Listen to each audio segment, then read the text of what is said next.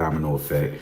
Okay. And I don't know if these and a lot of these major platforms, these bloggers out here don't know what the fuck they talking about, or they just trying to string this shit along so they can have more content. They say, oh, well, now this person telling us and that we're telling you, we already told y'all what's going on with this case, and we're going to continue to tell you what's going on with this case. The man is a rat, and it's documented already, right? So just because people can get on this internet in front of this camera and read some documents, does not mean that they know what the fuck they talking about, right? That's the first thing.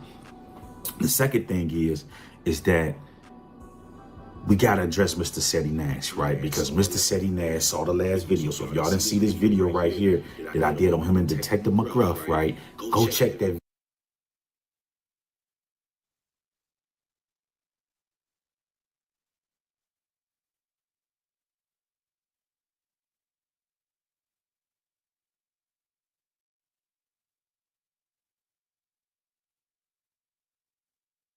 video out, right?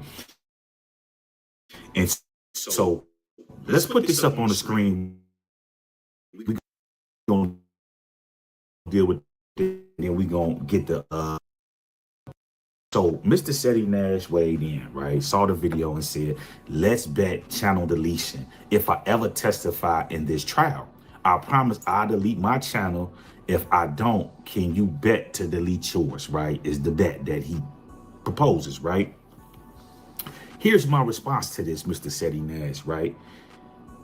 If the feds, right? Because this is what I want you guys to understand, right? We're not putting words in people's mouth. We just reporting on the news. So before, right, and let's just understand this, before any arrest came down, because remember, it happened on January 10th. They didn't arrest these guys until April, right? April Fool's Day, right? You made this video right here, okay?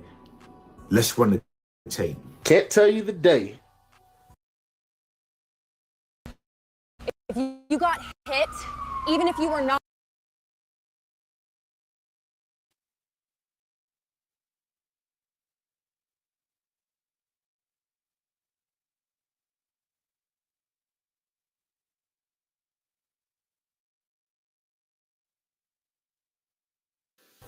But Gucci Mane, that wedding ring, gone. Yeah, they hit him with the Suge Knight, bruh. They took Gucci Mane wedding ring and they took his watch. So Gucci, you know this is 100% true. Hit me up, I can get you it back. But as it stands right now, bruh, Gucci Mane walking around wedding ringless right now. Now, you guys, as you can see right there, right? Not putting words in people's mouth, we just reporting on the news. You clearly said out your mouth, Gucci, that ring and all of this shit is gone. I can get it back. Holla at me, is what you said, right? At this time, no arrests had come down, but the investigation was going on as they told y'all, because what did Pooh Shiesty, old lawyer, tell you? That the feds were involved the same night, meaning that the investigation was ongoing when you made that video and said you could get the jury back, right? Now, let's look at the indictment, right? When we look at page 8 of the indictment, what does it say? It says the jury, watches, and currency taken from RD, MM, and BP had moved in and were subject of interstate and foreign commerce. The conduct of the defendants as alleged obstructed, delayed, and affected interstate and foreign commerce and the movement of articles and commodities and such commerce. So as I schooled y'all in that video right there, they could have busted these niggas the same night. The bag that they took that had the watches in there, it had Apple AirTags in it. So they knew that they were at that hotel with those watches and all of that shit. What the feds did is they waited for them to cross state lines.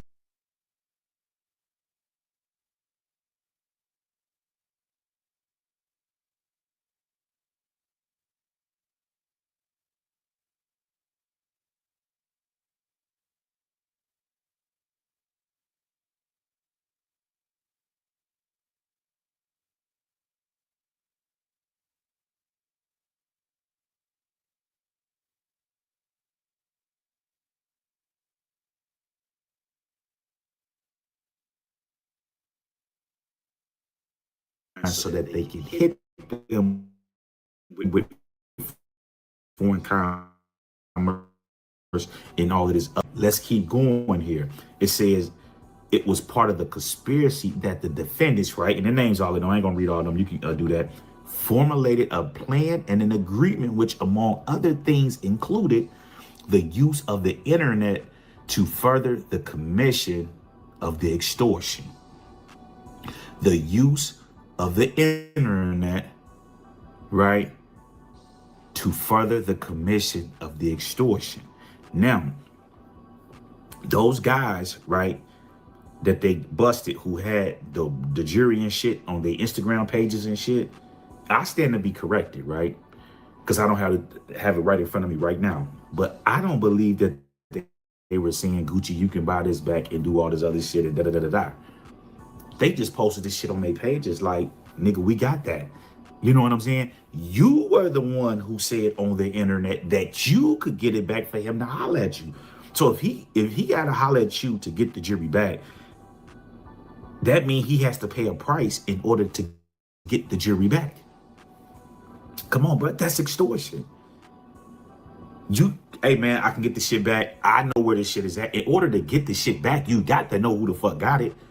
So this is my response to your bet, Seti Nash. If the feds pick your ass up and they say, we saw this video right here, you confirm you saw the videotape, right? That his shit got stolen and that you could get it back. You knew the people that had it. These were the people that had it. And we got all of your communication with you, Detective McGruff, and whoever, you know what I'm saying, being in communication about this shit, showing this and that. You need to come down here and give us a statement, or we're going to arrest your ass for being part of the extortion. You're going to go down there and give them people a statement and cooperate with the federal government. You're going to do that if they pick you up, right? But they're not going to pick you up because they don't need you now, because Pushaisi Dad has already started the domino effect, you guys.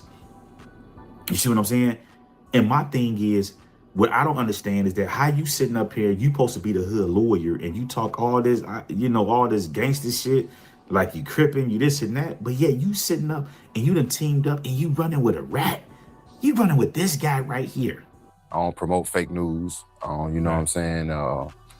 Me, City, my boy Ghost Low Week, and Prince. We take pride into putting out accurate information, and that's what I do now. So, you remember telling Uncle Ron, your brother Quez, and all that, prior to all this, that after it happened, that Govan is a federal snitch and you had put sort of a listening device in your jacket?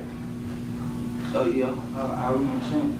Okay. Before I talked to them, they were telling my sister, them like, man, I ain't never did no police ass shit, but you know what I'm saying? Quinn already told them everything. They already knew everything, so I might as well, tell the truth. You know what I'm saying? Tell my role, tell hero, you know what I'm saying? So.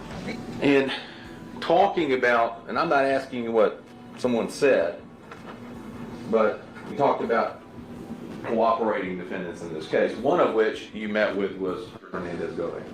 Correct. On at least 2 occasions, correct? Correct. And he came in and gave you information about this case? That's correct. And he also did that, he had an attorney present, right? Yes. And he did that pursuant to an agreement, right, where he had protections, something called a proper agreement, where he got to come in and say what he wanted to say without his words being used against him. Isn't that correct? Correct. Yeah, proper.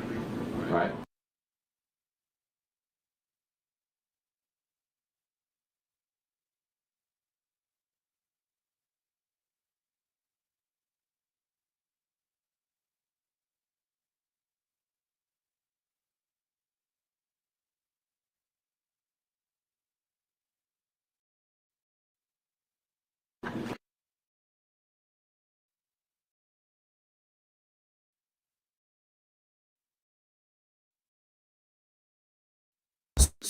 Smart founders know something most people miss. Get your domain.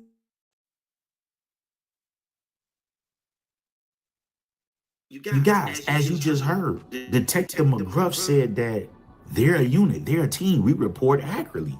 This the same motherfucker that entered into a fucking profit, bruh. He told him the Young Dolph case. He ain't just beat the Young Dolph case, and you supposed to be the hood lawyer. And why you silent on it? Why you didn't ask him about that? He clearly told. This is how he got out the case. And I'm explaining to you how his trial was fixed and how they had to let him go and try and not find him guilty. Man, I'm finna break that shit down next, right? So people can understand that. But the police told you that the nigga the police. It ain't, oh, the people said this and that. The police told you that he the police. This is the same nigga that put a listening device in Cornelius Smith's jacket in order for him to get busted. This is why Cornelius Smith said they already knew everything because Gold Van had already told him everything. And this is the nigga that you teamed up with. This is the nigga you running with. And y'all ducking this shit. All you major platforms, Vlad TV, No Jumper, it's right there. The police told y'all that the nigga the police. So if he didn't have nothing to do with the Young Dolph case, what was there to tell? What was there to tell? Come on, bro. Spoke with the police multiple times, right? That nigga was coughing that shit up. Oh, there ain't enough information. Well, I got more for you. This the nigga you running with. So I can't take you bloggers serious, man. Now, pay attention here because y'all obviously don't understand what the fuck is going on here. And it's a simple thing to understand. Precisely dad told to get out of jail, right? And all you got to do is just look at the document, right? Let's put this on the screen real quick, okay? Now, this right here, you guys, was a part of the document for his that he had put in for the bond release, right? Now listen to this, right? I want y'all to pay attention to something here. It says Mr. Williams disputes that he was present in the recording room when his son pointed an AK-style pistol at RD's head and forced him to sign the release paperwork, and that he directed that RD be forced to date his signature as the government alleges. But as Judge Christoph observed, even in light most favorable to the government, this evidence only shows Mr. Williams at most stood by and let it happen, right? So let's just stop right here and break this down to all the slow people in the back, right? These guys are on a conspiracy case, right? The dad is saying, I wasn't in the room when this shit happened. He not saying he wasn't there. He not saying that the shit didn't happen. He's saying I wasn't in the room with him and I didn't tell him to date the shit, okay? So now they gave him a bond and let him be released, right? Now, and this is what I want you guys to pay attention. All the people say, oh, well, he ain't telling, we don't know this and that. Yes, the fuck we do, right? Because right here, right, in the indictment, right, what does it say? Okay, we're going to put this up on the screen. It says, on or about January 10th, 2026, Williams Sr. used the internet and an email account to facilitate the printing of a release of contract at Staples. Williams Sr. then traveled in the rented Buick to Staples and printed this document, right? So they have the email traffic of him sending this contract there and printing it off. And then, of course, it's going there and then, you know, they forcing Gucci to sign this shit. So the whole thing y'all got to understand is that these niggas is on a conspiracy case. They just said that they formulated this plan together, all these guys. And then he sent the document there and went and got it printed off, right? So remember, him going to get this document and printed it is part of this conspiracy because they saying they already conspired before that. What the dad is saying is that, yeah. And so like Seti Nash was saying, right? Because I got to school the hood lawyer, right? He gonna say in his last video on this, well, it doesn't mean he's telling. He could just clearly say that, yeah, I did print this off. I'm the manager, this and that. That don't mean that you right. I think Pooh Shiesty's dad has a hell of a case to beat. They ain't saying, oh, the dad coordinated the damn attack and all this shit because he called the studio, he went to Staples, he printed out a paper and all this shit, and the paper was the contract and all that shit. Let's say all of that is true. Let's say the dad had actually called the studio a bunch of times. If he's acting as a manager, isn't he supposed to? Or if his son's too busy, isn't he supposed to? So let's say that he did call the studio a bunch of times. That's not a crime. Let's say he did go to Staples to goddamn get a contract for Pooh Shiesty to sign. That's not a crime. Imagine if for Gucci Mane to sign. Imagine if Gucci Mane would have said, all right, you know what? I'm going to sign you out of that. And would have signed it with none of the alleged acts afterward, would y'all have said that was a crime? This is the path that they're going. The only problem with that is that him saying, yeah, I printed the contract off. Yes, I did this and that. But I wasn't in the room when this happened and I didn't know this was going to happen. It's not saying that the shit didn't happen. He's saying, yeah, the shit happened, but I wasn't in the room. So that's throwing Pooh Shiesty under the bus. Y'all got to understand, right? Let me help the people that's in the back. Anytime you are on a conspiracy case, right? Everybody has to be speaking the same language. Even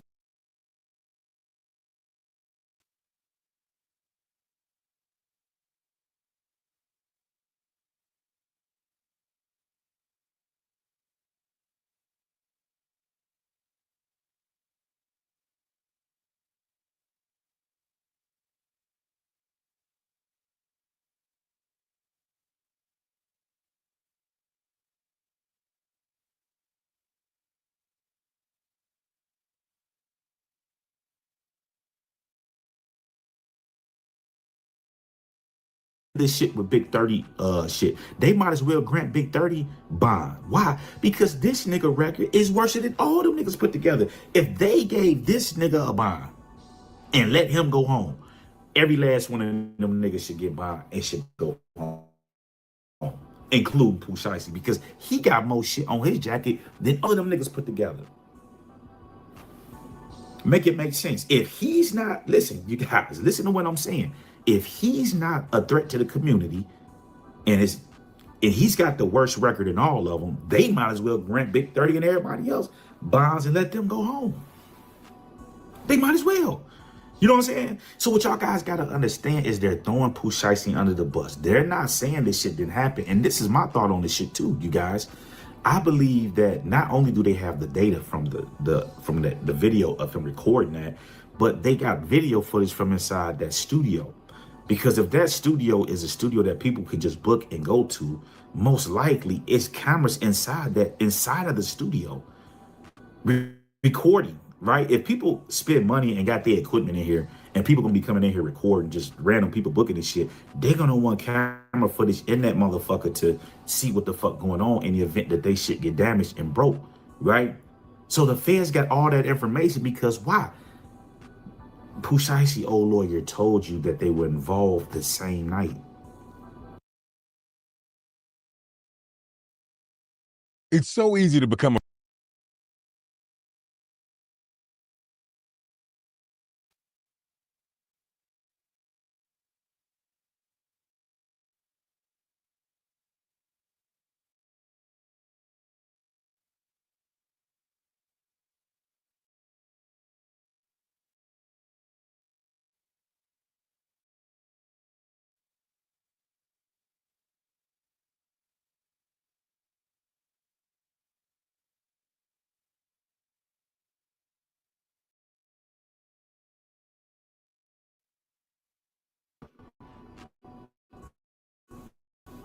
Come on, bro.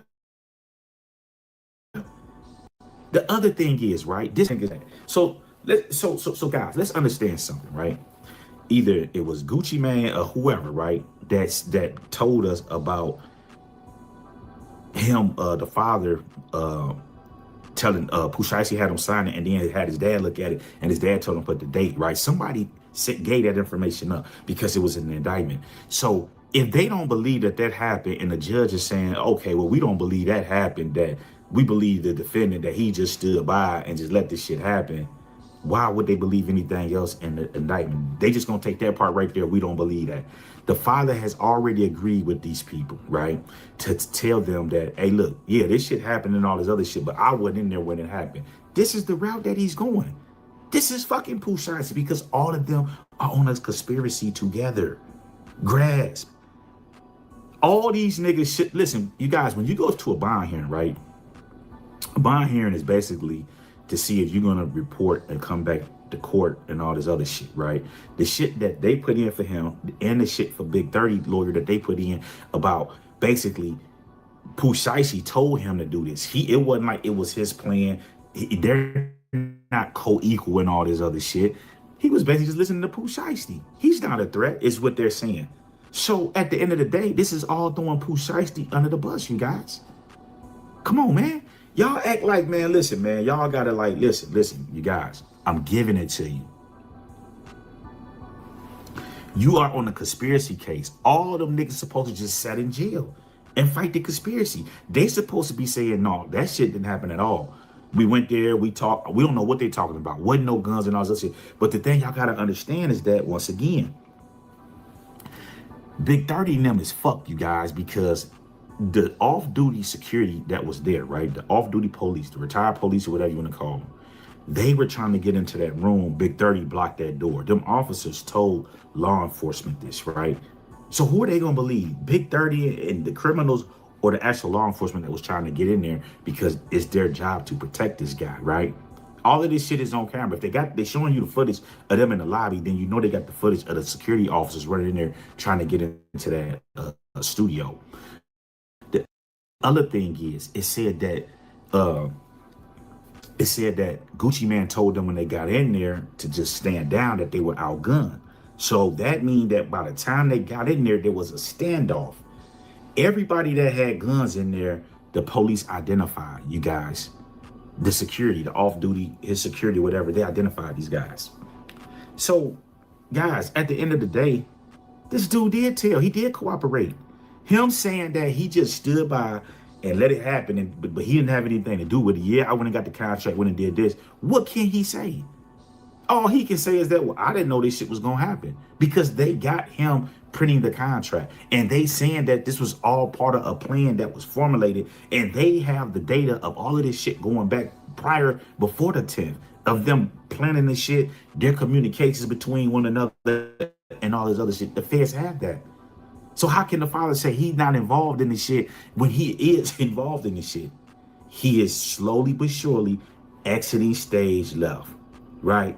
He's exiting stage left. Man, I ain't had nothing. Yeah, I went and got the contract and did this and that, but I didn't know that was going to happen. He not saying it didn't happen.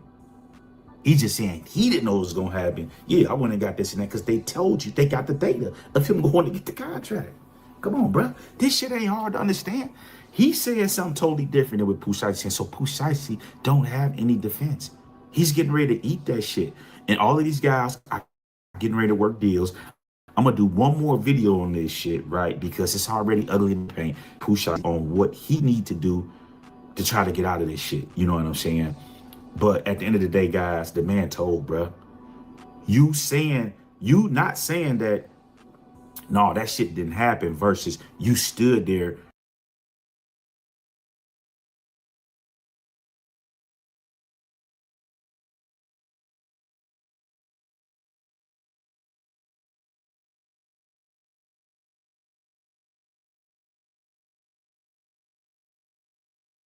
Imagine being able to build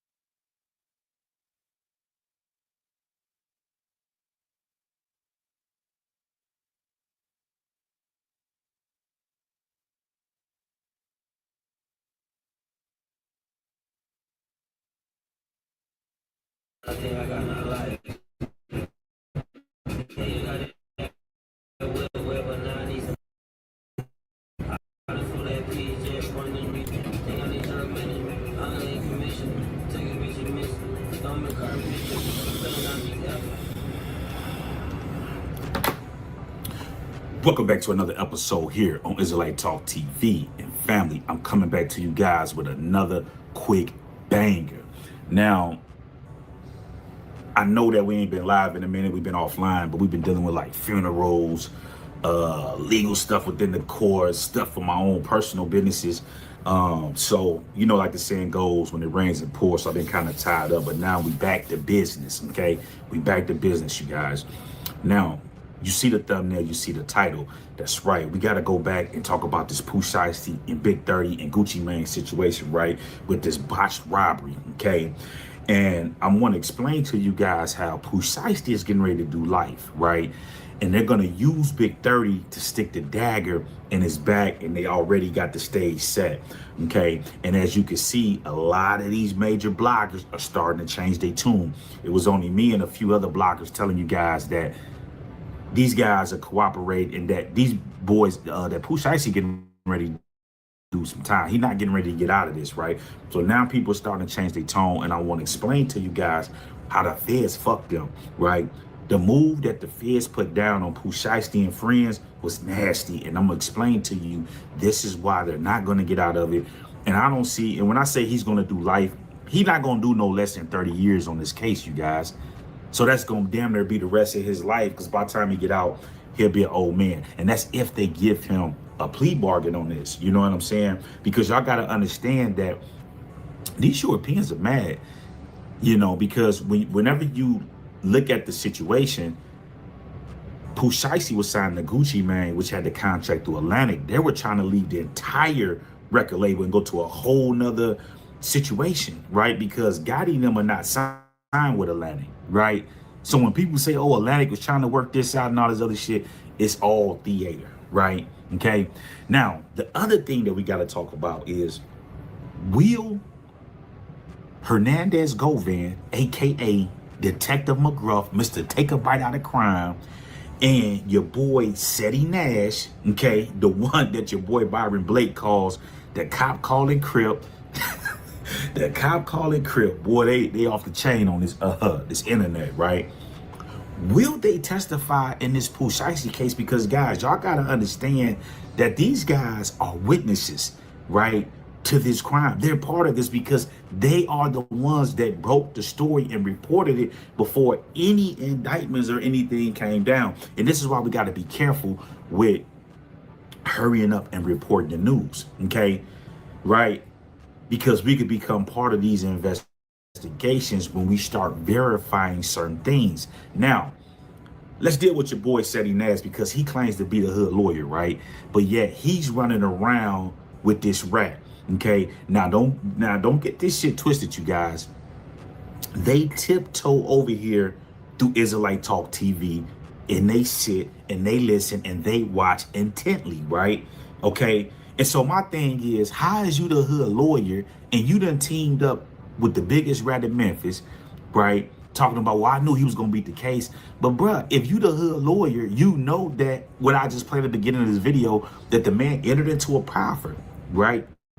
That officer is under oath sitting on the stand. He did not sidestep. He did not duck that. He confirmed that that boy cooperated with the police and gave statements. This is why his bond conditions were sealed when he got out. And I'm going to explain to you how all of these guys told in the Young Dolph case, including Straight Drop, right? That's coming next, right? So when y'all sitting up here and y'all doing interviews with these guys and y'all don't question this shit, y'all niggas look weird as fuck, because y'all supposed to be the hood lawyer.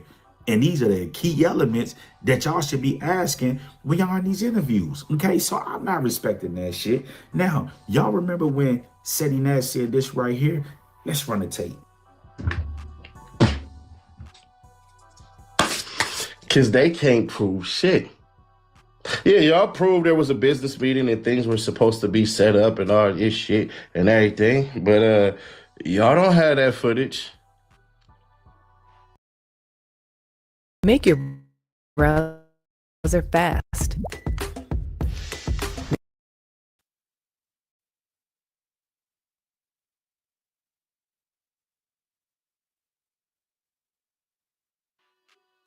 Y'all got hearsay. Y'all got hearsay. Now, hearsay is enough to get people convicted. Go check on Scott Peterson and Lacey Peterson. So now, did you guys hear that? He claimed that they didn't have this footage, and I'm gonna prove to y'all that they had this footage, but you're confirming that it was footage, and let's run the tape. You know, Gucci came in the studio, and when he came in, he wasn't allowed to leave.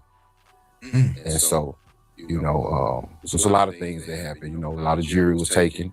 The cameraman, he got assaulted, and Gucci was forced to sign a release form to release Shiesty out of the record deal, and it was recorded as well. And so they said Big 30 recorded, right? Or somebody from the crew? Yeah, allegedly. Yeah, allegedly. You know, I do know it was recorded. I seen the video. I was gonna ask you that. Did you get a chance to see the video? Yeah, I seen the video. You know, and I think. Now, did you guys hear that? Detective McGruff also confirmed that there was a tape and that he saw the tape. He confirmed kidnapping and all of this shit. He said in that tape, Gucci walked in and was not able to leave. That's confirming kidnapping. He confirmed that they made him sign that document. You know what I'm saying? And he can throw all this allegedly, all this other shit. But they said that Big 30 was the one that recorded it. You know what I'm saying? And he can say, oh, well, yeah, allegedly what they said. But come on, bro. You confirming that Big 30 recorded that shit, bro. Okay? So now, what is the problem with this, right? Because I want to zero in on Seti Nash real quick. Seti Nash, you remember when you said this right here? Let's run the tape. Tell you the day. But Gucci Mane, that wedding ring, gone. Yeah, they hit him with the Suge Knight, bruh. They took Gucci Mane wedding ring and they took his watch. So Gucci, you know this is 100% true. Hit me up, I can get you it back. But as it stands right now, bruh, Gucci Mane walking around wedding ringless right now. So did you guys hear that? This is before any charges or anything was brought down on Pooh Shiesty, right? He said that he confirmed that all of this shit was gone, and he also confirmed that he could get the ring back and all of this other shit to contact him, right? Now, what is so significant about this, you guys? Well, let's look at this document, and I'm gonna put this up on the screen, right? Now, this right here, okay? This right here, okay, this right here, you guys, is a page from the indictment, right? Because remember, they did the superseding indictment. They brought all of this information that they didn't produce during the complaint and all of that, right? Now, listen to what they said in this document, right? The highlighted portions. It says, the jury watches and currency taken from RD, MM, and BP had moved in and were subject to interstate and foreign commerce, right?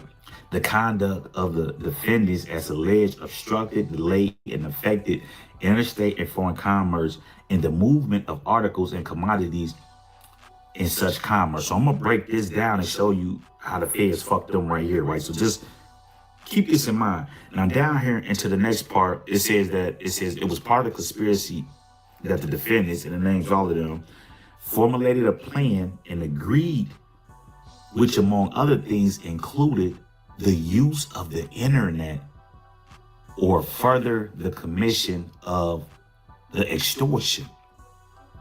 So when Seti Nash come out and say that he can get the rings and all of this shit back, that's extortion.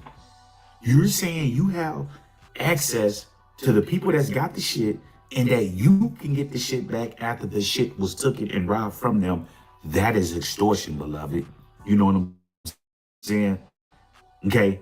So at the end of the day, you guys, this is what's going on. The other thing I want you guys to pay attention to is the next thing, the use of cellular telephones to plan, commit, and further the commission of the extortion, right? We're going to get to that in a minute when we get to Arthur Horn and Big 30 and why he jumped on the case and he's trying to throw Pooh Shiesty under the bus because he don't want Yo Gotti and all of them involved in this shit because it was part of a extortion that they had laid down, right? So they got all of this documentation. So our law says that's part of the extortion, the use of the internet to commit or further the commission of the extortion. If you can get this shit back, what does that mean? You extorting that person for money. Okay, so come on now, hood lawyer. Okay, so okay, let's keep moving here. Right? Let's keep moving here, right? So now, Have you seen the average auto insurance rate in Pennsylvania?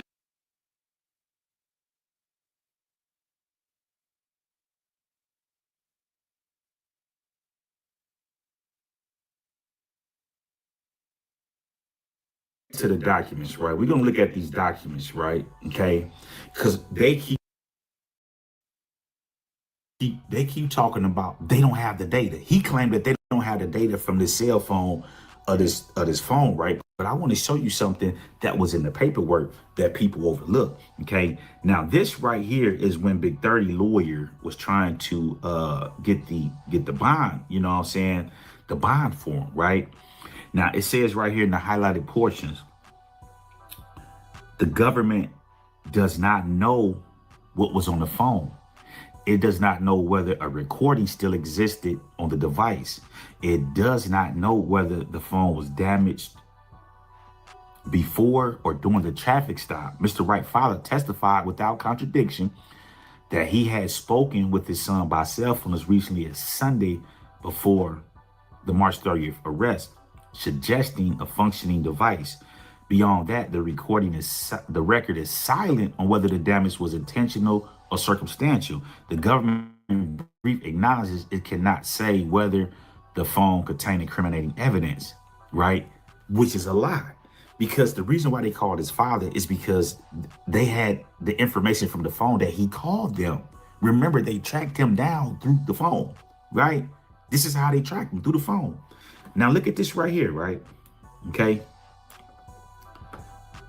They go on to say, right, okay, in this document, okay, page 7 of this document, same document. Now look at the part that's highlighted.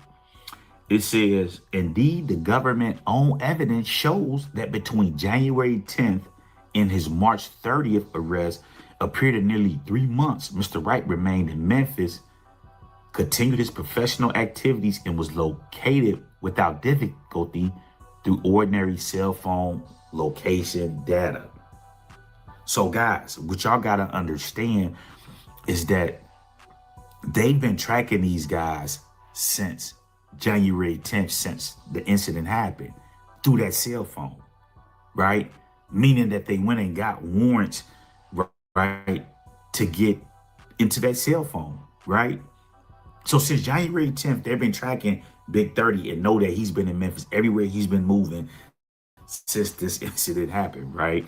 Now take note of this, right? Because I'm finna show y'all how these niggas is fuck, how the feds played these boys, right? Okay. So now, let me pull this up right here.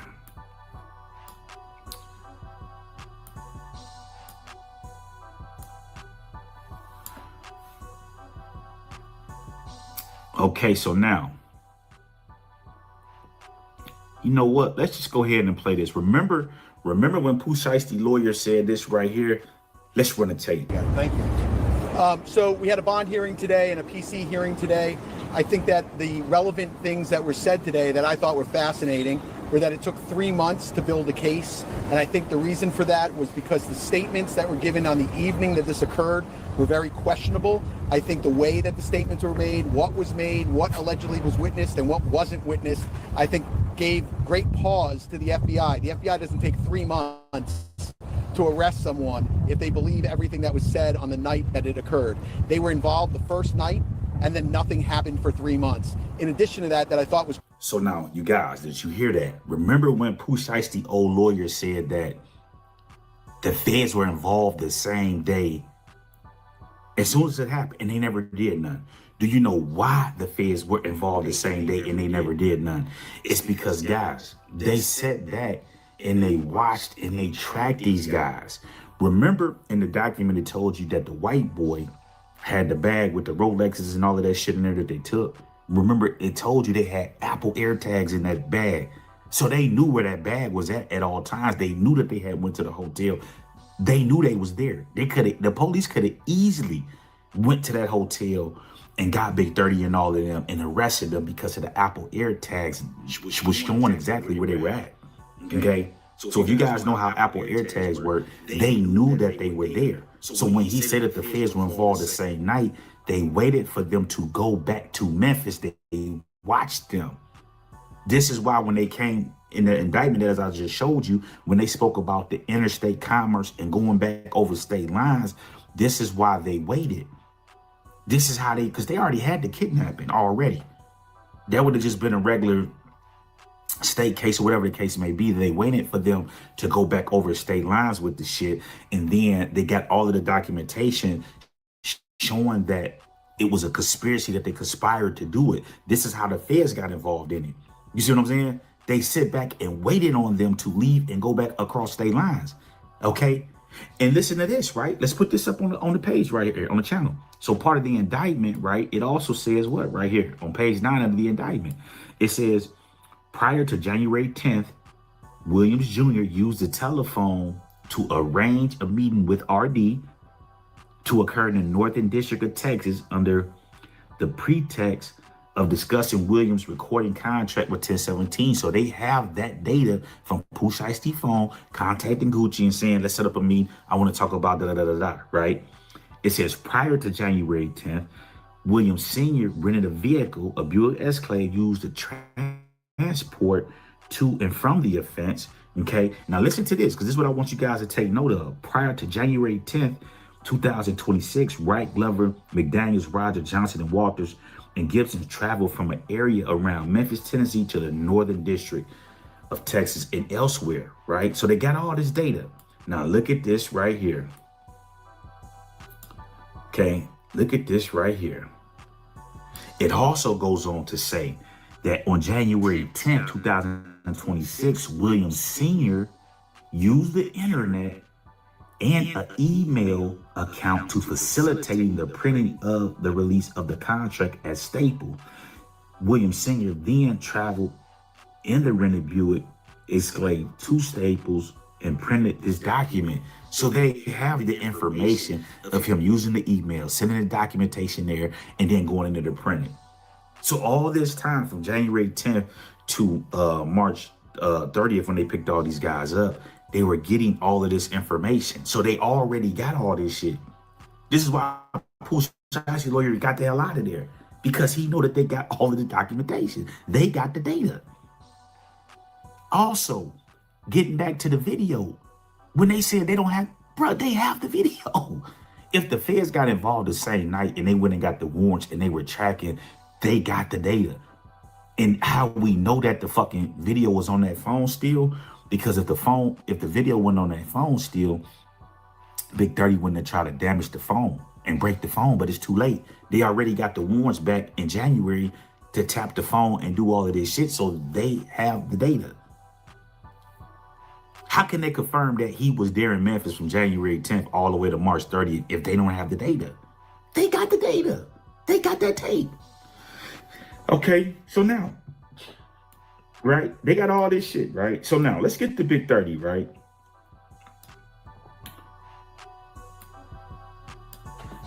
So remember when Big 30 said this right here? Now we can go from 0 to a complete site in just a single prompt with Wix Harmony.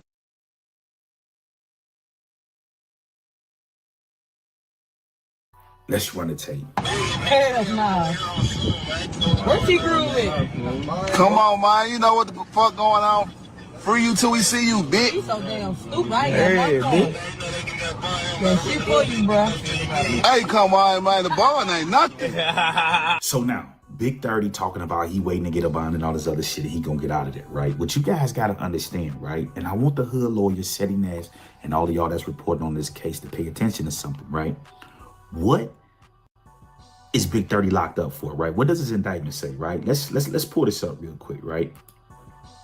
Okay, let's pull this up and let's put this on the screen, right? So the arrest warrant tells you that he's charged with kidnapping, and conspiracy to commit kidnapping, right? Is what he's charged with. So now the shit that his lawyer is doing, trying to get him out of jail, the shit where the lawyer's trying to separate him from Pooh Shiesty and them, he's involved in this shit. From bringing the people up there, you know what I'm saying? Bringing the guns and shit up there, recording and doing all of this shit, right? So y'all got to understand, anytime there's a conspiracy, you can't separate none of the people that's on the case from the person that they saying that did it, because all of them are charged with conspiracy, that they all work together. So when his lawyer put this shit out right here, right? And let's go back and put eyes on this, because I don't think, you know, people read this, but they didn't digest what was being said here. We got to digest this thing, you guys. When the lawyer said right here, as for Mr. Wright's undisputed conduct, retrieving the bag at another person's request, filming a document, signing and standing at the door, the government argues each act individually reflects criminal participation, but these allegations taken together describe someone who was present and compliant with instructions, not someone who orchestrated, escalated the incident. The individual who directed that the firearm be produced was Latrell Williams Jr. The individual who pointed the firearm at RD's head was Latrell Williams Jr. Now let's stop right there, okay? Because this is something else. Why are they saying this? Because guys, y'all gotta remember in the document, it said that the security was outside the recording studio.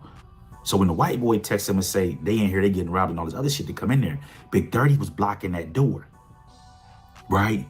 When they finally got inside, what did Gucci say? It said that Gucci said, hey man, just put the guns down or whatever. We outgunned. Because you got to remember, these guys are off-duty police officers. They getting ready to shoot it out with these niggas up in here, right? So Guwap is saying, put the guns down, we outgunned, right? And let's just de-escalate this, right? So what you guys got to understand is that those officers also gave a statement of what happened. They told them that Big 30 blocked that door and couldn't get in. This is what these off-duty police officers said. He blocked that door. Those off-duty officers also identified the people who had those guns. And Pooh Shiesty was one of the persons that had that gun. He's also on tape with that gun. So they got all this data. And so the question we got to ask, because your boy said he talking about they don't got no evidence, what else do they need? Who do you think the courts is going to believe? Who do you think these white people that's going to be sitting there at trial is going to believe? Pooh Shiesty and friends, or the actual off-duty officers sitting on that stand under oath giving their testimony? They're going to believe those officers all day long. So this shit with Big 30 lawyer trying to separate him from the conspiracy, all of these guys, this is my thought, right? If they didn't stop Pooh Shiesty in the studio and said, look, man, don't do this, let's just, you know what I'm saying, then y'all got to ride with that nigga to the end. And riding with Pooh Shiesty to the end means denying all allegations. It didn't happen. You can't put motions in like this and try to separate and say, well, my client didn't really have shit to do with it. It's because they have the data. They know they got the data. So y'all got to understand that these lawyers don't give a fuck about no goddamn street rules. The lawyer's whole job is to get the client off with as less time as possible. These lawyers deal with rats every single day within the federal system. They don't give a fuck about some goddamn street code. They gonna put this shit in, and this is why they're trying to make it seem like Big 30 is not this violent guy and this and that, and basically he had nothing to do with it. He was basically listening to what Pooh Shiesty was saying. You're trying to separate yourself from a conspiracy that you're part of, okay? They got him part of this conspiracy. They showing all of this shit he did. They got the data of him recording. And this is why Arthur Horn hurried up and jumped on the case, because they talked about what? That extortion. So the people that Big 30 was communicating when they sent them off, right? They was communicating back and forth with those guys. So what Arthur Horn is trying to do is lock Big 30 in to tell it on Pooh Shiesty. That way Gotti and all these people don't get involved in it, because these are the people that sent them off to go do that. Why would Arthur Horn get involved in a case like this when he know that? We finally moved from California to Pennsylvania, and it was the best decision we ever made.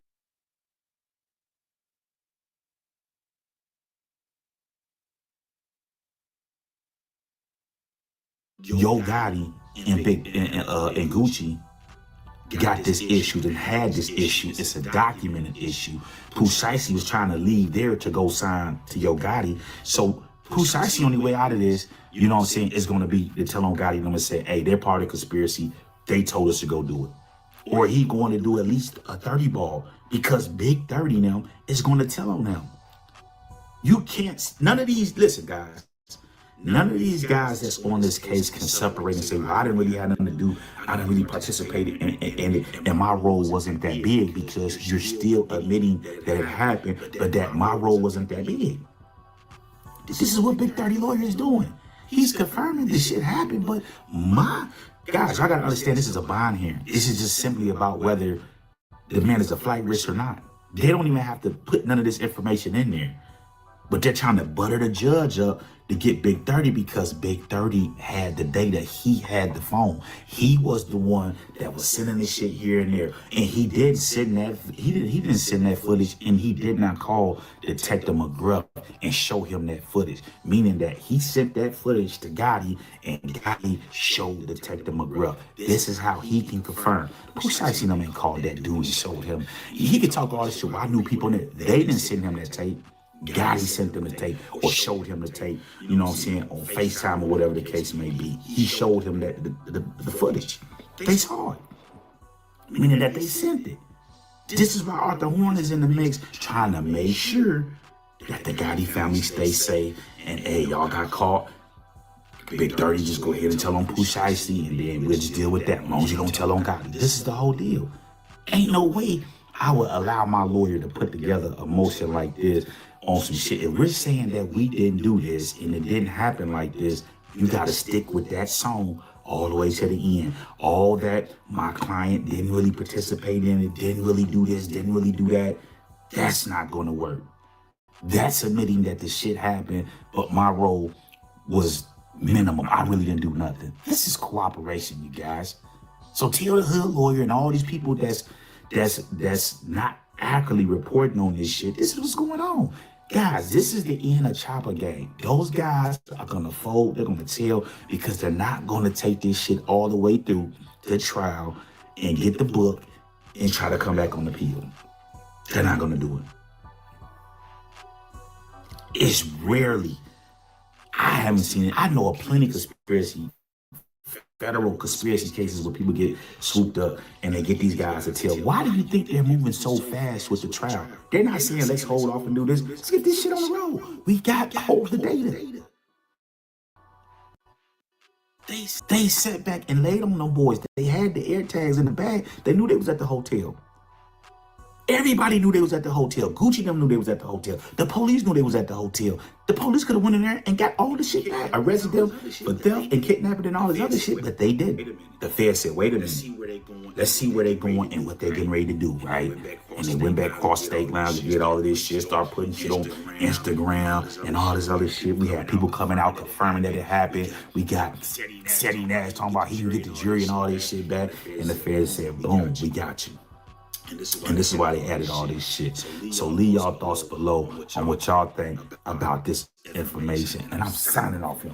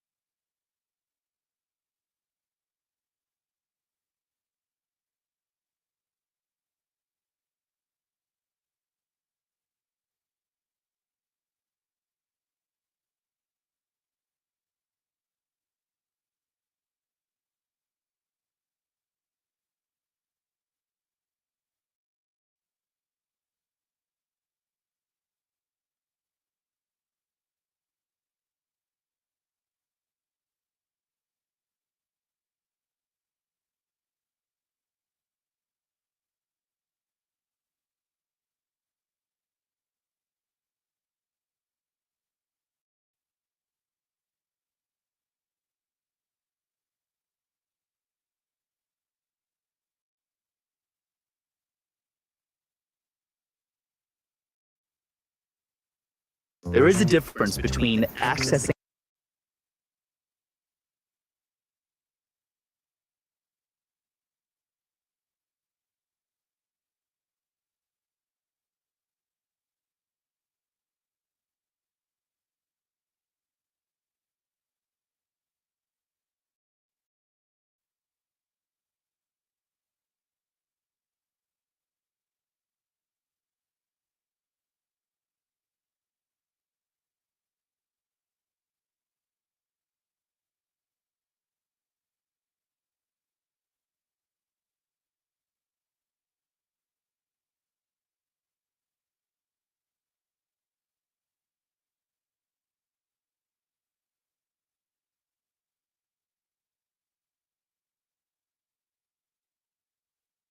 It's your boy, Blue Blood Sports TV, and I'm back at y'all with another one. So last night, O'Shaquie Foster put the boxing world on notice, right? He's beaten some big name fighters now back to back. He beat Raymond Ford last night, dominant fashion. People say in the second half of the fight, I had it 9 rounds to 3. I thought O'Shaquie outclassed Raymond Ford last night. Savage Ford, and Raymond Ford is nothing to sneeze at. He's a very good fighter. He beat Cool Boy Stephen Fulton. They had excuses when he beat Cool Boy Stephen Fulton, and they said the weight and the weight drain and X, Y, and Z, etc. That's not his fault. He dominated that fight. He also beat Ray Vargas. People don't talk about that victory. That was a great victory. He also beat Robson Conceição twice. I'm gonna say twice because he really beat Robson Conceição twice, 2 times, right? And the thing about it all is, you know, because he had those early losses early in his career, O'Shaquie Foster gets overlooked. Well, yesterday, after beating Raymond Ford, he made a major mistake. He's 25 wins, 3 losses, no draw, 12 wins by way of knockout at 32 years of age. So again, he beat Raymond Ford, Stephen Fulton, Robson Conceição twice. He also beat Abraham Nova. He beat Ray Vargas, right? Edwin Hernandez. He got some big wind under his belt. Yesterday, he called out first ballot Hall of Famer, 4-division champion, former unified super featherweight, Olympic silver medalist, and reigning WBO junior welterweight world champion, who is top 5 pound for pound best fighters in the world, and undefeated superstar Shakur Stevenson, who's 25 wins, no loss, no draw, 11 wins by way of knockout. Now, I can say, based off of his last 5 opponents, beating Ray Vargas, beating Abraham Nova, beating Robson Conceição twice, beating Stephen Fulton, beating Ray Ford, O'Shaquie Foster should be top 10. Yesterday, somebody said, Blue, O'Shaquie Foster should be top 10 pound for pound. And I was like, that's a stretch. No, based off his resume, yeah, he could be top 10 pound for pound. And he's a borderline Hall of Famer based off his resume right now, right? But those early losses in his career, that's what haunts him. Nonetheless, we know the relationship that Raymond Ford and Shakur Stevenson have, and the relationship that O'Shaquie and Shakur had that, you know, went sour. But yesterday, he put the carriage before the horse. He made a great mistake. Shakur Stevenson is a great fighter, a great talent, a committed fighter with a high ring IQ. Shakur Stevenson is different. He's built different, man. Shakur Stevenson is southpaw, yes, but you seen Shakur Stevenson next to O'Shaquie Foster in sparring, and then yesterday in the ring, he's way bigger than O'Shaquie Foster. And Shakur and his team have been telling the world that they are career 135 pounders. They're 35 pounders, right? Imagine being able to build an app with your name on it, just by thinking about it. Meet Base 44. O'Shaquie Foster calls out Shakur and says, I'll come to 140. Major mistake. Reason being, Shakur already has a great, massive size advantage. You can clearly see he got a massive size advantage. Clearly, you see it, right? But not only that, now you telling Shakur with no rehydration clause, and Shakur says, nah, don't start talking about he's too little, he's a 130-pounder. He asked for this, he begged for this, and now I'm going to give him what he's looking for. O'Shaquie Foster fights at 130. The fight yesterday is 130. He should have been saying 135. 140? You going to jump 10 pounds with no rehydration clause and fight Shakur Stevenson, who already clearly has a massive size advantage over you? That was a major mistake, man, because I'm almost certain that Shakur and his team going to hold him accountable. Oh, you said 140. We can do it at 140. Now Shakur going to defend his WBO title against O'Shaquie Foster at 140.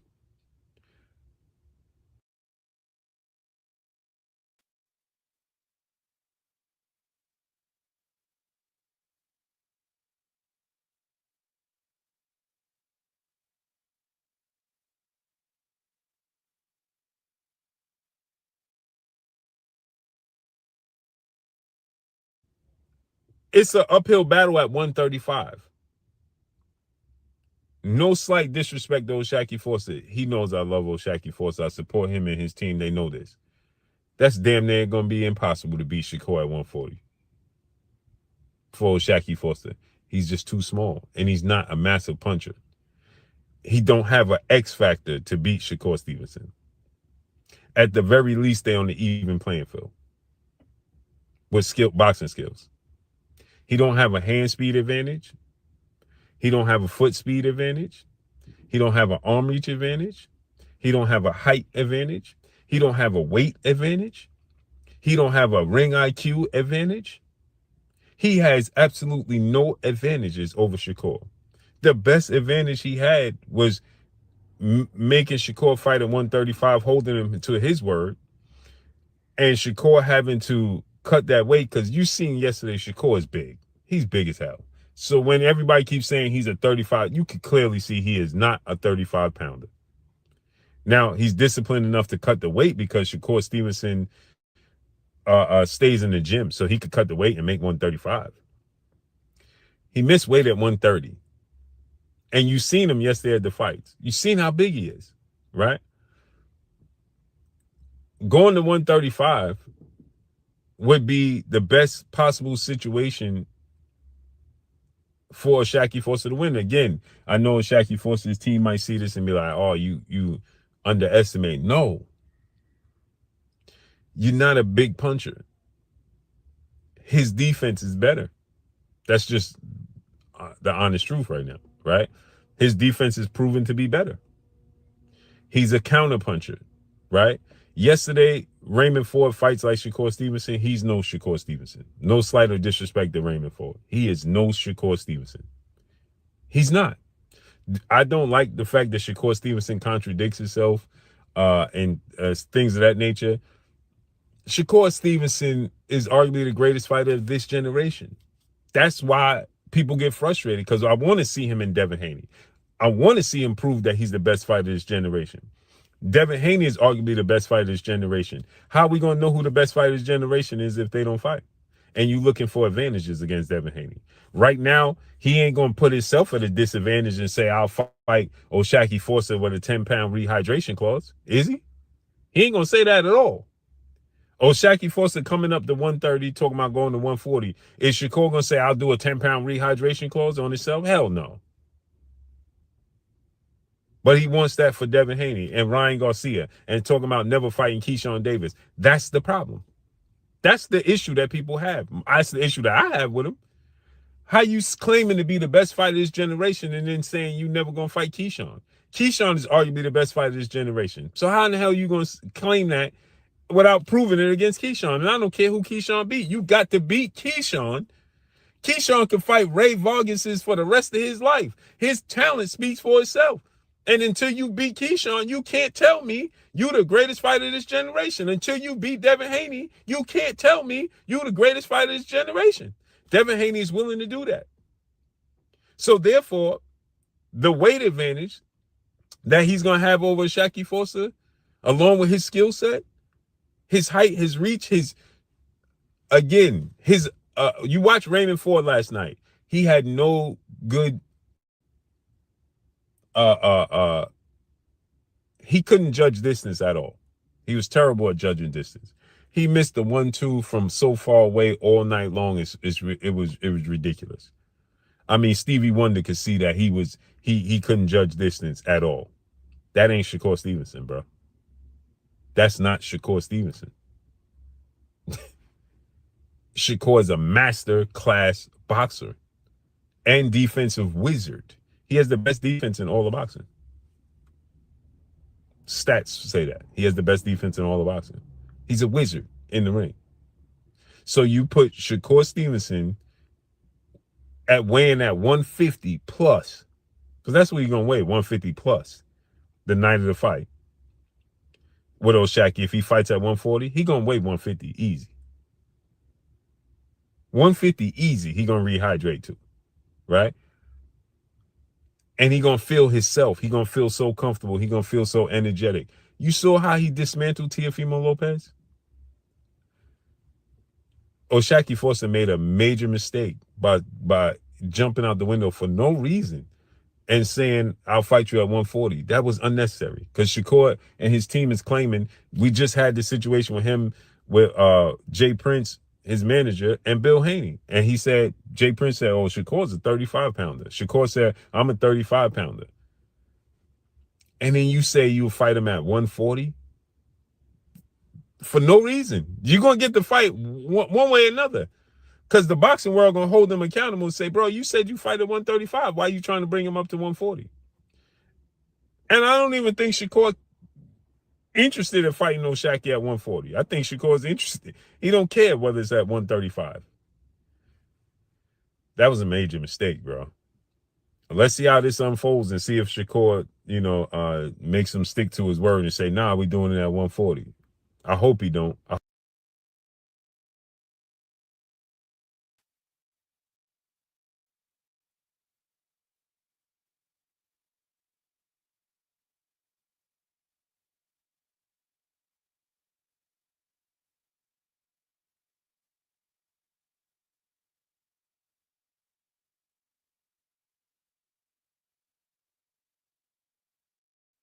For sure. And did you see Shakur get in the ring? Ooh, he dropped the Sun Foster. You see that? Love the energy, Shakur. Love the energy. Hey, I told you. Hey, you can't maneuver around this one. Hey, we don't want to see no damn Navarrete and O'Shaquie Foster.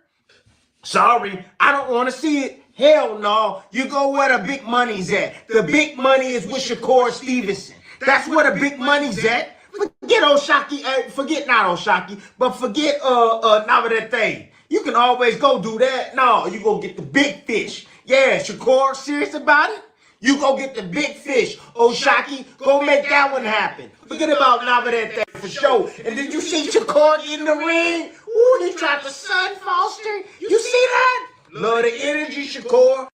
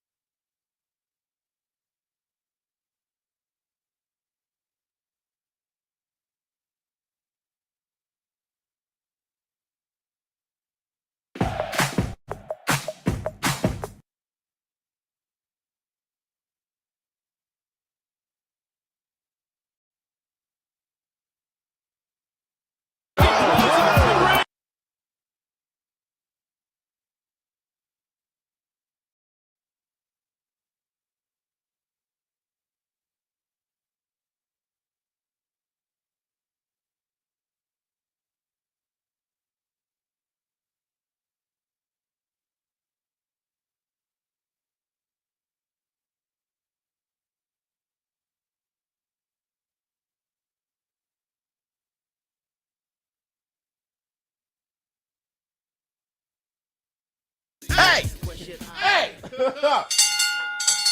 I'ma give you the no bull jive. Listen, O'Shaquie Foster Shakur Stevenson gonna whoop your ass. Okay, come on. Let's do it. Nigga. Let's do it. Bum ass. Hey, y'all heard him. Bum. Y'all heard him. Bum. Man, watch out, bro. Hey, watch out. Don't disrespect me, bro. Don't disrespect me. Hey. No, I'm gonna give you the no bull jive in the morning after. Two things at the same damn time. O'Shaquie Foster, Shakur Stevenson gonna whoop your ass. But number two, thank you for calling his ass out. Because let me tell you something. You don't think Shakur Stevenson gonna whoop your ass. You believe you gonna whoop Shakur Stevenson's ass, and you said meet me at 140. All I can do is respect that. From man to man, all I can do is respect that. I saw you call his ass in the ring. Shakur Stevenson was towering over you, far bigger than you, but Shakur Stevenson didn't have to make weight, but that's a big kid, right? Now, O'Shaquie Foster, he beat Ford. Now, that was a close fight. I don't give a damn. 118, 110, whatever the scorecards were, that was a close fight. And even if that, I know one judge had it 114, but even if it's 118, 110, a lot of those rounds that went Foster way was razor thin close, but you did win. And it went like I said, Foster being stronger. You see him throw Ford ass out the ring. Box fighter, the front foot battle is key as Sharky throws him out of the ring. Listen, man, I don't know if I'm just diabolical, but that was my favorite part of the fight. I ain't gonna lie to you. I told you Foster is strong. Now, he may not have one punch knockout power, but the guy is strong. All right. So that strong frame. My thing is Shakur Stevenson is big and strong too. I've been telling people. You see him against Jamel Herring, and Jamel Herring, that's my brother. Love you, brother. But when I saw him against you, Jamel, that's when I said Shakur Stevenson is strong. But my thing is, it doesn't matter what I think. That's what I love. O'Shaquie Foster feel that he's going to tax Shakur Stevenson's ass, give him BTA, and that's the only one who has to believe it. Let me tell you, you believe it, you can achieve it. So shout out to Foster, because Foster may do something that I don't expect. He said that he'll whoop Shakur's ass. The funny thing is, Shakur Stevenson, I saw his IG. That brother's in the gym. Shakur got a battery in his damn back.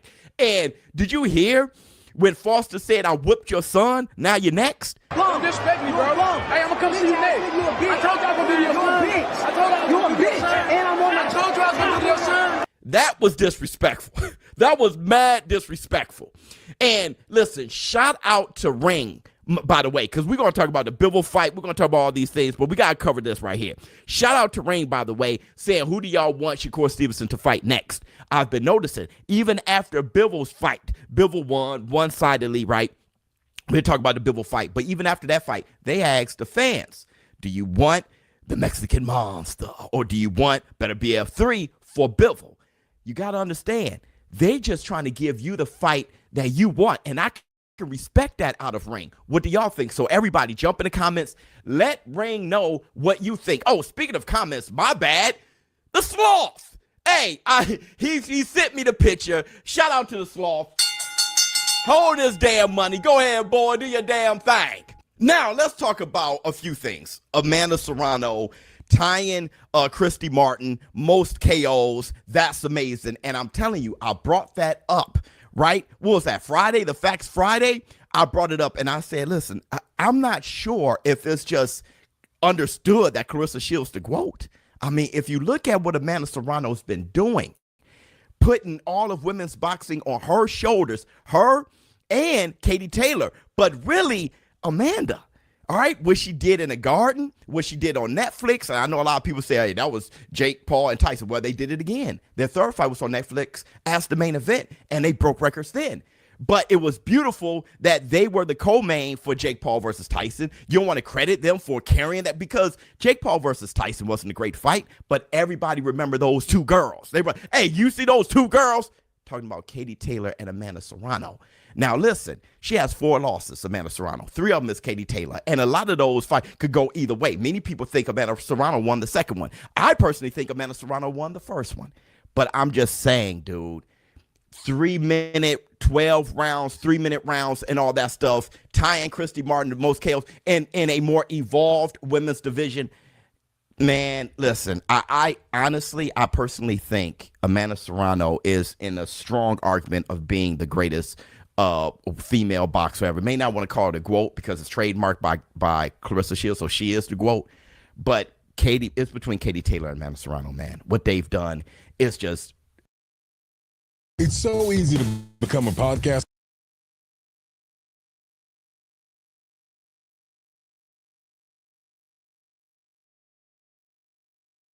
Now, let's talk about Bivol. I want to talk about Bivol real quick.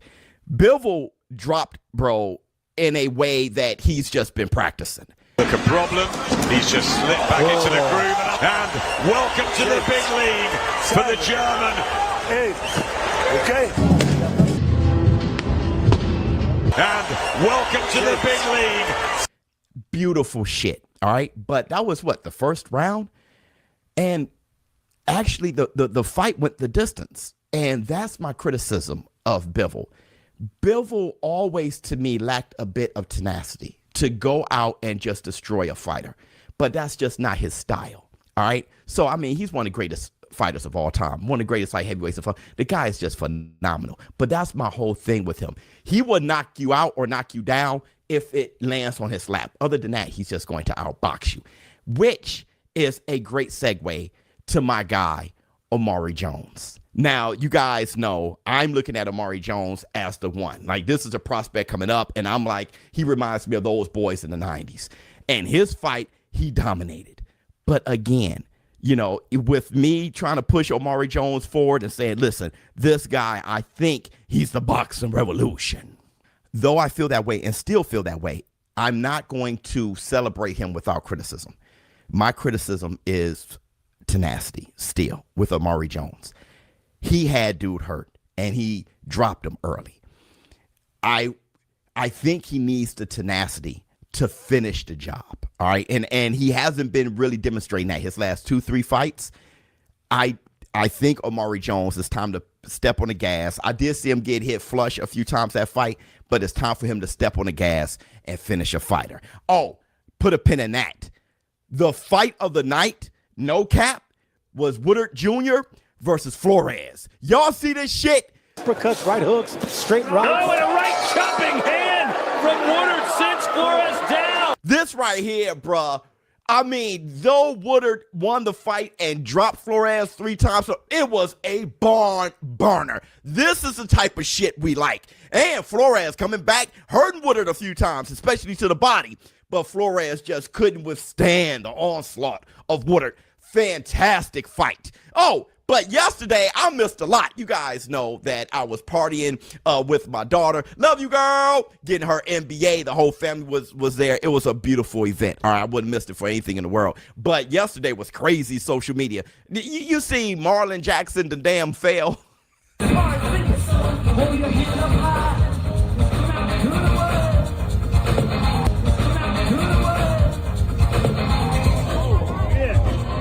Goddamn, Jay-Z is back. You see him with the fro. I thought it was Crazy Bone. I was like, boom, boom, boom, boom, boom, boom, boom. Jay-Z is back, freeing his shit. You know how dumb that is? Another one fumbled his, wonder how I get the blame. Niggas' teeth is tumbling out their mouth, and somehow I'm the one who done it. It's a murder mystery game.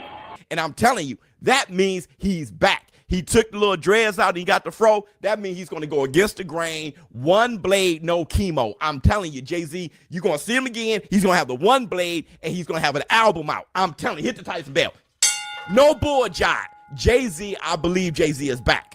But let me know how you feel in the comments below. Showbiz adult. Listen, bro. O'Shaquie Foster, I'm becoming a big fan. Because for him to call out Shakur like that, look at him outside the ring and point his ass out and say, I want you. That I could care less. If I think O'Shaquie is going to lose and Shakur is going to give him BTA, I can care less.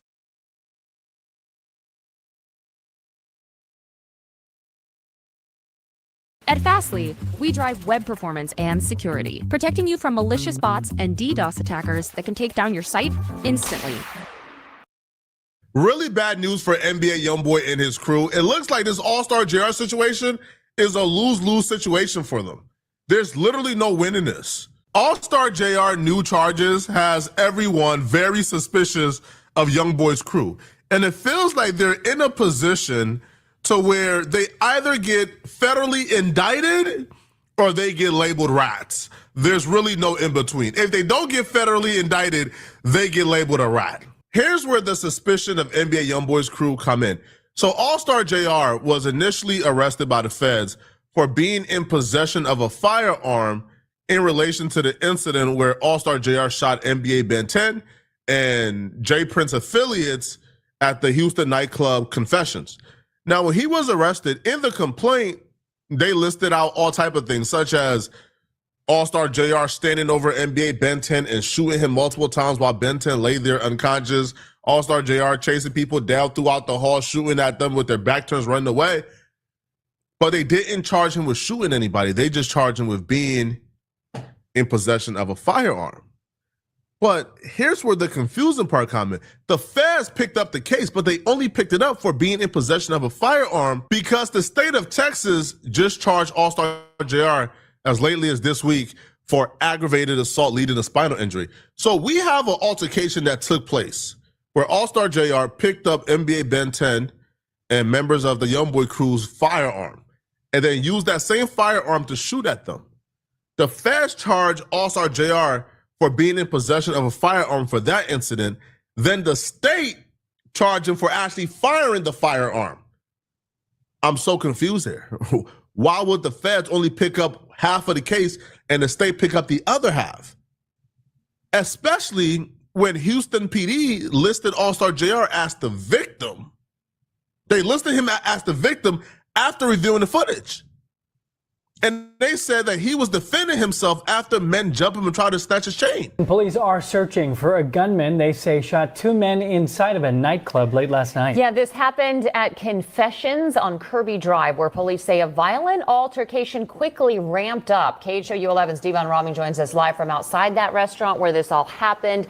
Devon, walk us through what exactly led up to this shooting. Hey, good morning, Alona and Jacob. So this all happened, police say, just behind me here inside the Confessions nightclub there, which is on the second floor of this building where you see all those lights on and the sign lit up there reading Confessions. Now, it all quickly spiraled into a chaotic fist fight ending in gunfire that left two men critically injured, according to Houston police. Now, police say this all happened around 11:30 last night inside Confessions here on Kirby Drive. Investigators say an altercation involving three men broke out when two men tried to rip chains off another man's neck. Now, it's unclear if they knew each other. Police say the two suspects took the man to the ground and managed to steal his chains. Moments later, several others jumped in, turning the situation into a massive fight with multiple people beating the victim before he was able to pull out a gun and shot two people multiple times. We got some folks on the scene that are talking to us and got some good video. So that's where we are right now. You know, prayers for those two guys that were shot. Again, we don't know all the details yet, exactly why all this occurred. But like I said, our investigators will get to the bottom of it. This case is just odd and it doesn't make sense. The same police department who listed All-Star JR as the victim in this situation is charging him with something that even the feds have refused to charge him with, which is aggravated assault leading to spinal injury. Now, All-Star JR shot two people. Both were not a threat to him, right? Both had their back turned. The other dude he shot was running out the door when All-Star JR shot him. Ben 10 was on the ground lifeless when All-Star JR shot him. But they're only charging All-Star JR with the attack on NBA Ben 10. It doesn't make sense whatsoever. But there are two theories floating around that explains this and might give context to it. Both theories look terrible for Youngboy and his crew. More specifically, Youngboy crew, because he could just dish them niggas, right, once it gets bad. But yeah, the two theories that's floating around that would make this make sense is very bad news for Youngboy's crew. Now, the reason why they're charging All-Star JR with aggravated assault that led to spinal injury Well, because the police finally confirmed NBA Ben 10 has been capping and lying to us all along. He has irreversible, like he's paralyzed. Like he is paralyzed for life, according to the police. That forced NBA Ben 10 to ultimately come out and confirm he's been lying all along and that he is paralyzed. But he claims this just what comes with being shot and that he's gonna walk someday. The doctor said he just gotta learn how to walk again. Man, all right, bro. I thought it was the other niggas. Big ass lizards. I know this was. What up, cuz? What up now? Got Pistol P with me. I got Pooler with me. I got Queasy with me too. Had me. I'm going through that situation right now, but we still taking it out. There's that. After months of lying to us, it looks like the truth is finally out. He is paralyzed. Now, here's where we currently sit at. All-Star JR has been hit with a Fed case and a state case. He's been hit with possessing a firearm and shooting NBA Ben 10. The reason why the possession of the firearm charges specifically doesn't make sense, if All-Star JR got the gun from NBA Ben 10 and Jay Prince Jr. when the gun fell to the ground while he was being jumped, he didn't bring the gun to the venue. He picked up the gun to defend himself, and he left the gun at the venue when he left out. So the only reason he'll be charged with possession of a firearm is if somebody told him, folks, no, he brought the gun in. That was not our gun. That's the first thing. Now, All-Star JR's crew and his team believes that NBA Ben 10 is telling and snitching on him. Academics believes that the reason why the feds is charging All-Star JR initially is because they're building a larger case on NBA Ben 10 and the YoungBoy crew, which would make sense why All-Star JR was listed as the victim, but NBA Ben 10, Jay Prince, and nobody involved have been charged with aggravated robbery because they did rob him at gunpoint. They had a gun on him, right? They stole, like $100,000 in possessions from All-Star JR? So in that regard, why haven't they been charged with robbery yet? Why haven't they been charged with assault yet? Academics believe there's, again, the feds are building a larger case against YoungBoy. And then we'll get to why All-Star JR and his team believes NBA Ben 10 is snitching on them. What kind of investigation is that? Are you saying federal informants? No. I'm saying it could be a racketeering thing. It could be something ongoing. We've seen in situations, obviously, like the feds usually move different than the state, but let's look at what happened in Memphis. Big Jook, they didn't pick Big Jook up immediately. Like, he was pretty much part of a larger thing. Also, let's look at King Von. King Von, a lot of people felt like they shouldn't have dropped the case on statewide when it came to the whole thing with the shooting in 2019. That was going to get picked up by the feds. Actually, they're trying to put it on Dirk now again. So sometimes they allow someone to be free because maybe they got a bigger investigation going on, and you locking them up now for this. Granted, it is a charge, but it might be the larger scale investigation. That's the only thing I could think. That's one theory. Now, I watched the Trapper Ross documentary where NBA YoungBoy is, he's rapping about having 14 bodies. Maybe they are investigating them for one body, and they're about to tie this into that, into the larger RICO conspiracy. That's one theory. The second theory is, they snitching. All right, they is snitching. That is the second theory. And All-Star JR's representative, Dogface, he believes that NBA Ben 10 told the police something and that he's snitching.